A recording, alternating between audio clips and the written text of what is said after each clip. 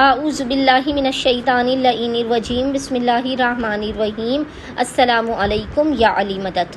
مومنین و مومنات کی خدمت میں آج ایک بے انتہا مجرب ترین وظیفہ عمل لے کر آئے ہیں۔ اس وظیفہ عمل کو مومنین نے خصوصی طور پر آج یا کل میں یعنی 28 اور 29 محرم ان 2 دنوں میں لازماً کرنا ہے۔ ماہ سفر کے چاند کو دیکھنے سے پہلے مومنین اس عمل و وظیفے کو کر لیجئے۔ آپ اس عمل و وظیفے کو کریں گے، آپ دیکھیں گے کہ ہر قسم کی بلائیں اور مصیبتیں آپ کا پیچھا چھوڑ دیں گی،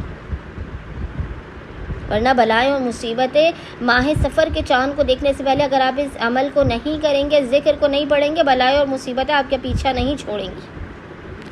مومنین ان کلمات کو لازماً پڑھیں اور حق فاطمۃ الزہرا سلام اللہ علیہا کا واسطہ دیتے ہوئے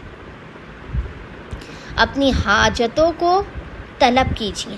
اپنی زندگی سے ہر قسم کے مسائل، مصیبتوں اور پریشانیوں کے خاتمے کی دعا کیجیے۔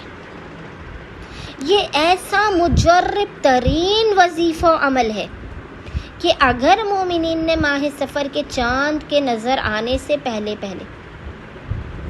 فقط اس عمل کو کر لیا، آپ یاد رکھیں آپ آئندہ آنے والے سال تک ہر بلا، مصیبت، آفت، پریشانی، ناگہانی اموات اور حادثات سے محفوظ رہیں گے۔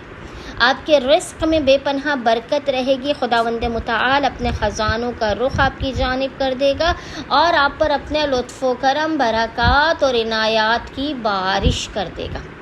بس مومنین و مومنات نے کرنا یہ ہے کہ ماہ سفر کے چاند کو دیکھنے سے پہلے یعنی آپ 28 محرم والے پورے دن میں بھی اس عمل کو کر سکتے ہیں، 29 محرم والے پورے دن میں بھی، جب تک آپ کو ماہ سفر کے چاند کی خبر نہ مل جائے آپ اس عمل و وظیفے کو کیجیے۔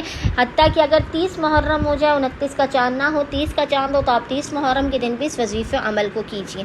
ٹھیک ہے، آپ کسی بھی ایک دن اس عمل و وظیفے کو کیجیے۔ عمل بے انتہا آسان ہے۔ عمل کرنے سے پہلے آپ نے باوضو ہونا ہے اور باوضو ہونے کے بعد آپ نے محمد اور آل محمد پر اول و آخر 14 مرتبہ 14 ٹائمز درود بھیجنے کے درمیان میں ایک تسبیح 100 ٹائمز 100 مرتبہ آپ نے سورہ کوثر کی آپ نے ایک تسبیح تلاوت کر کے اس کا ہدیہ فاطمۃ الزہرا سلام اللہ علیہا کی بارگاہ میں پیش کر کے ہاتھوں کو بلند کر کے حق فاطمۃ الزہرا کا واسطہ دے کر خداوند متعال کی بارگاہ میں اپنی حاجتوں کو طلب کرنا ہے اور آئندہ آنے والے سال تک ہر بلا، مصیبت، آفت، پریشانی، ناگہانی بیماری، دکھی اور حادثات سے محفوظ رہنے کی دعا کرنی ہے۔